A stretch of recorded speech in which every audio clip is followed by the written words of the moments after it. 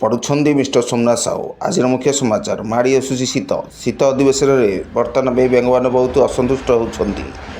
ବର୍ତ୍ତମାନ ପ୍ରଧାନମନ୍ତ୍ରୀ ବାମୁଣିଆ ବେଙ୍ଗ କହିଛନ୍ତି ଯେ ଆପଣମାନେ କିଛି ଅସନ୍ତୁଷ୍ଟ ଆପଣମାନଙ୍କୁ ମୁଁ ଶୀତ ବସ୍ତ୍ର ଯୋଗାଇ ଦିଆଯିବ।